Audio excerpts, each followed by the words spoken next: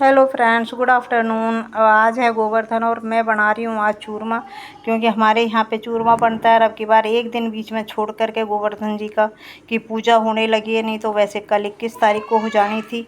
और ये मैंने आटा लिया, इसमें और कुछ नहीं डाला, बस इसको दूध से मैं अच्छे से डो लगाऊंगी और जो थोड़ा सा कम पड़ेगा उसमें मैं डाल दूँगी पानी डाल कर। एक ये बाउल भर के मैंने दूध का लिया और आटा है मेरा 3 बाउल, और इसमें मैं लगेगा हमारा 1.5 बाउल के करीब पानी। बस उसी में ये बहुत अच्छे से सॉफ्ट सा आटा लग जाएगा।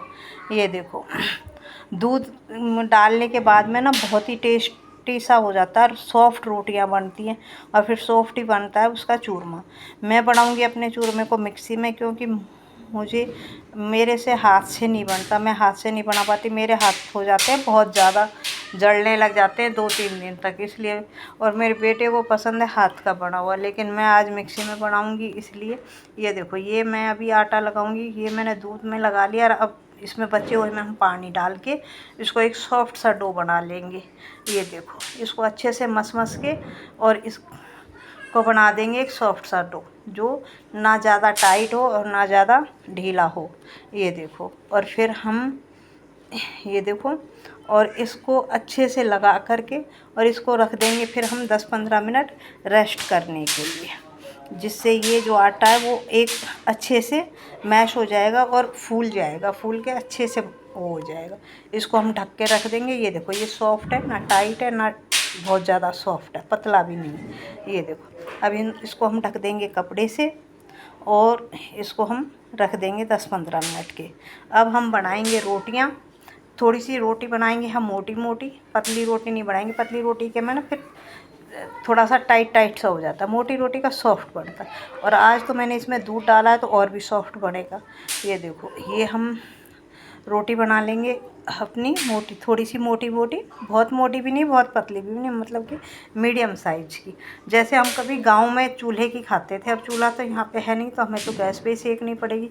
इसलिए मेरी सास मदर इन लॉ थी, वो भी ऐसे ही थोड़ी सी मोटी मोटी बना के, लेकिन वो बनाती थी हाथ से, और मुझसे हाथ से बनता नहीं है भाई। अब मैं क्या करूँ, मेरे बेटे को हाथ का बहुत पसंद है, लेकिन मैं मिक्सी में ही बनाती हूँ, मेरे से हाथ से नहीं बन पाता।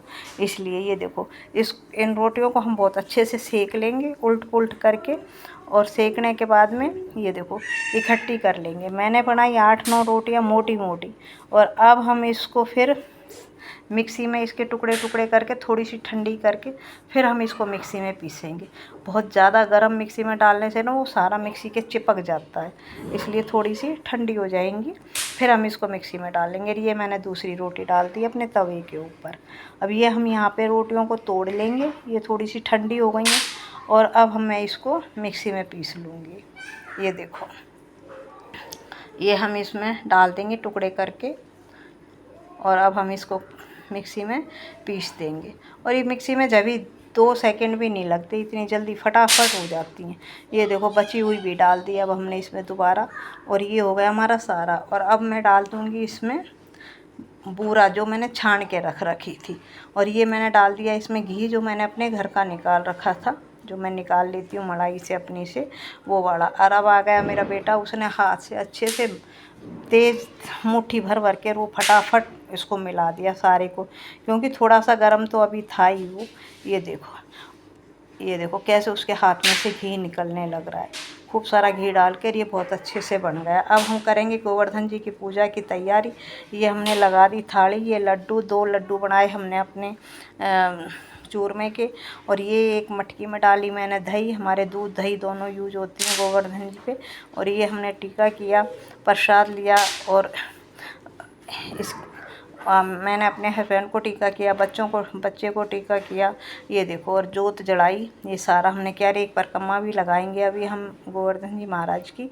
ये 2 लड्डू बनाते हैं हम, एक गोवर्धन जी महाराज का, एक कान्हा जी के नाम का। और इस तरह से मेरी वीडियो को लाइक करें, सब्सक्राइब, कमेंट भी करें, प्लीज़ प्लीज़ प्लीज़।